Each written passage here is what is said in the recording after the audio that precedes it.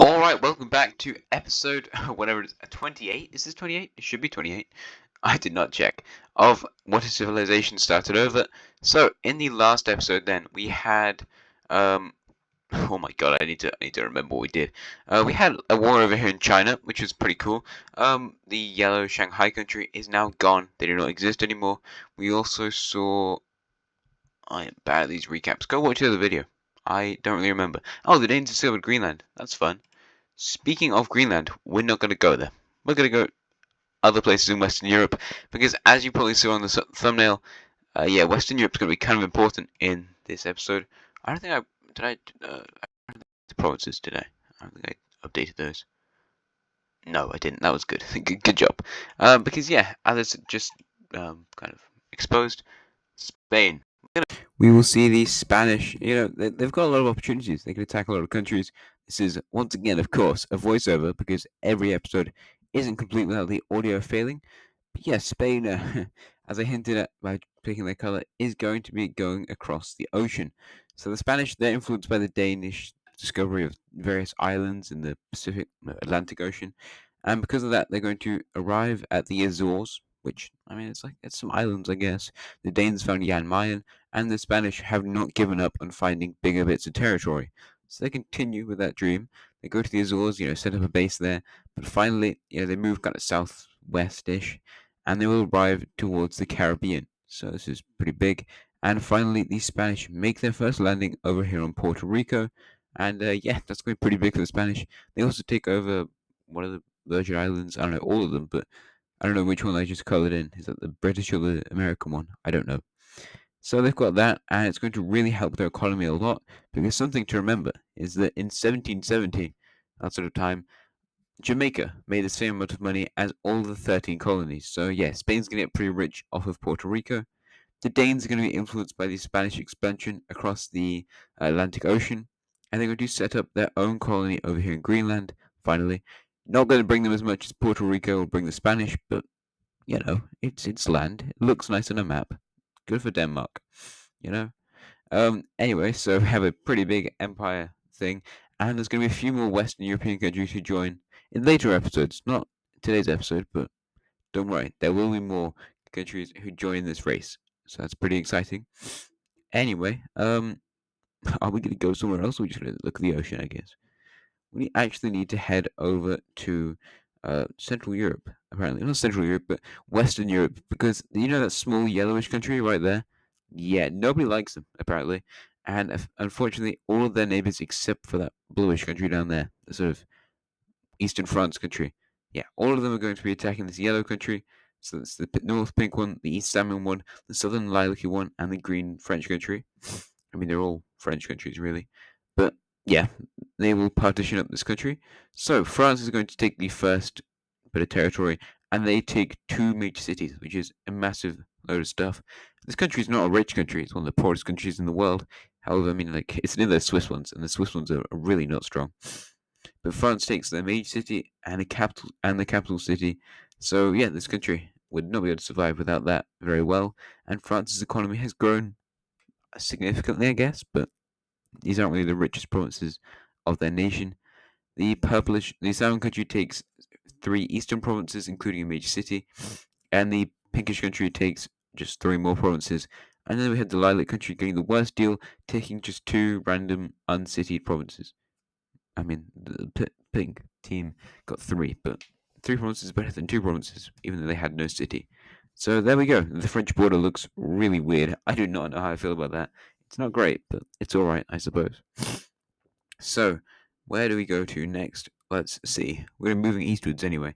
That's all that matters. Yeah, I just remembered that we did do a Corsica War last time, didn't we? And I forgot about that in the recap. Good job, me. Actually, we're going to be going down to Africa because the Ethiopian country has just had a couple people leave its nation. Which, I mean, they're alright with that. It's a very populous country, and I really need to update the religion map because religion in that area is crazy. You've got the African religion, the Middle Eastern religion, and the Indian religion all present in one country. So, and the Hijaz one. That's a lot of religious stuff. Ethiopia is just a big region for that. Anyway, we see a Tanzanian/Kenyan state pop up. I could not find the right color for this. I don't know what color to make it. I don't want it to be green, but I think I ended up giving some like limeish color. And I know I did. I recorded this like an hour ago. Probably less than that. Anyway, they take over a bit more territory around the eastern side of Lake Victoria, and they're also going to fill in that weird eastern gap thing they've got. How they do not connect to the coast doesn't really matter though, because this country is not economically strong. How they might be in the future, they could take advantage of some of their resources. But I did just remember we need to give them a capital city, so I'm gonna go down, just grab the yellow because I like to use the same yellow just in case I don't. So yeah, the capital city, of course, can't be on the coast. Probably would be if they had a coast. How are they going to put it? Kind of where they went first, which is on this northeastern side of Lake Victoria. Makes sense, I suppose. So there's that. I'll just turn that into a major city. Ethiopia doesn't really care. Their capital is actually right on like northeastern Somalia, which would make the Indigo country have a very easy time to invade them, like Socotra and naval proximity. Anyway, heading up north, we're going to this random greenish country. They've really not done anything in this entire series. However, their country will be peacefully splitting. Well, there might be some violence involved, but mostly peacefully. Both the areas are kind of benefiting quite a lot of the trade routes. However, they both produce different things, and the eastern area is very autonomous. I was thinking, imagine we split this country in north and south. That would be disgusting. Anyway, the country is pretty easy to split. You can kind of see where you would draw the line of splitting in this country. So we have the new sort of like yellowish tan, not tan. Maybe what color even is that? Beige? I don't know. This new country popping up. So I'm just always ill all the time. I don't know. It's great. So that country pops up. The greenish country kind of looks how they used to look. Like a while ago, their borders were basically this. I think it was like one province different, but there you go. Pretty cool. The yellowish country's capital is, of course, going to have to be on the trade route. I don't know where else they put it. It'd be kind of mean if they didn't put it there. It also make absolutely zero sense. So that's fun. Yeah, they're gonna put it in this like northern city over here. You can't even really see their cities, but oh well. That's that. Um, Now let's head down to Southeast Asia because finally we haven't had many wars in this area. But we are finally going to be having a war over here in Southeast Asia, and it's going to be started by the fairly peaceful. I was going to say neutral, but neutral is not the word. That the Bengal has very very obvious what's the word? Foreign policy. They hate Iran. That's basically it. They just hate Persia. So yeah, they've not caused that many wars, which is good. But they're going to invade the brown team because they claim all that Malay Thai stuff down that peninsula there, and they want to get it all back. So they're going to be declaring war on the brown team. Something to note here is that Bengal is a top 10 power. Thailand is not a top 10 power, so you can kind of guess how this might go. They push in towards this major city right over here, but manage to connect over with whatever Gulf Bay Sea that is. They push down the eastern coast where they have naval supremacy, taking one major city and surrounding the other one in the north. Continuing on the Malay Peninsula, I think they might take some stuff. Or maybe not, I guess. No.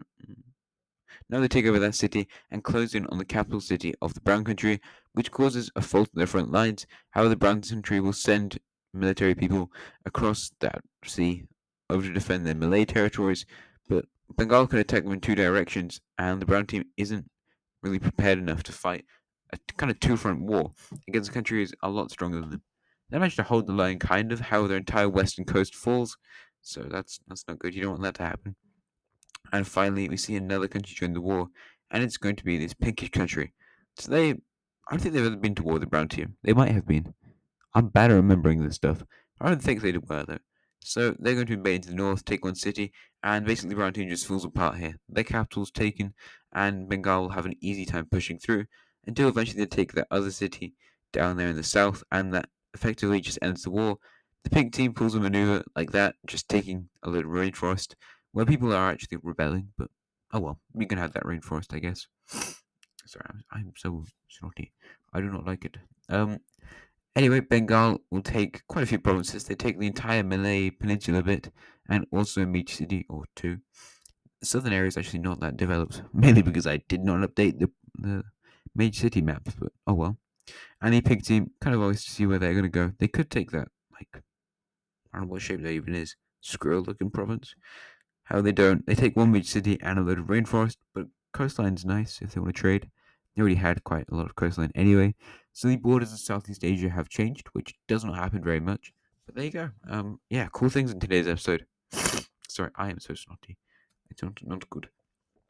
The Bengal country will push its borders further south into Malaysia. They could eventually reach the Strait of Malacca. Probably not anytime soon, but they might. They kind of care about this stuff, so they probably will quite soon. But they are very far away from Bengal. It's crazy how far away the capital is. Anyway, speaking of discovering new lands and possibly Indonesia and stuff, the Orange Chinese country will attempt to colonize those islands in whatever sea, East China Sea, I don't know, some sort of sea near China. They failed because I cannot color in those islands. Eventually, I'm going to manage it. Don't worry, don't worry. Eventually, I can do it. They also discovered these islands north of the Philippines, which is nice, and eventually kind of reached the midway point between Taiwan and Japan.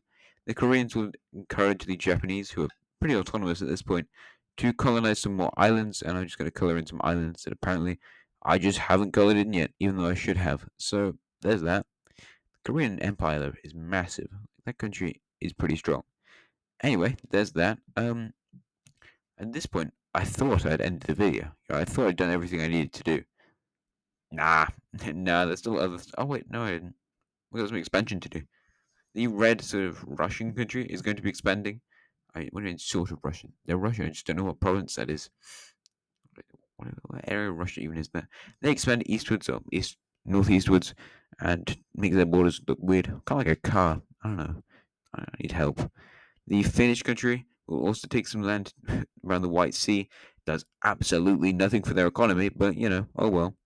That's fun, I suppose.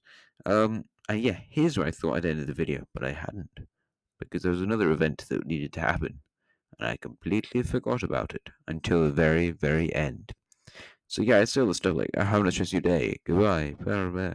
Subscribe and like, which you should do. You should do that.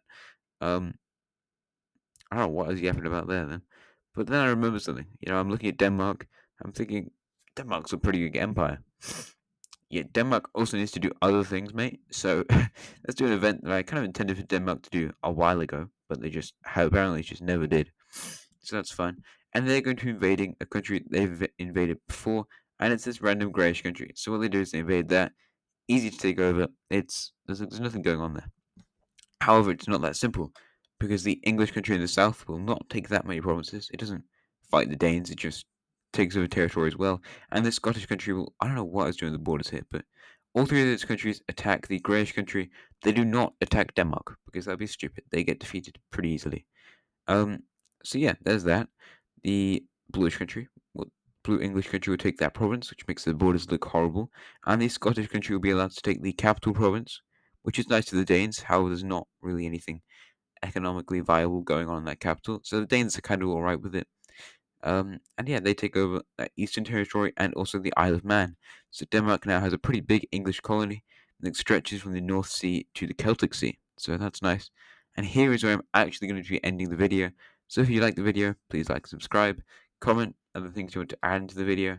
And I suppose I'll see you next time. Goodbye.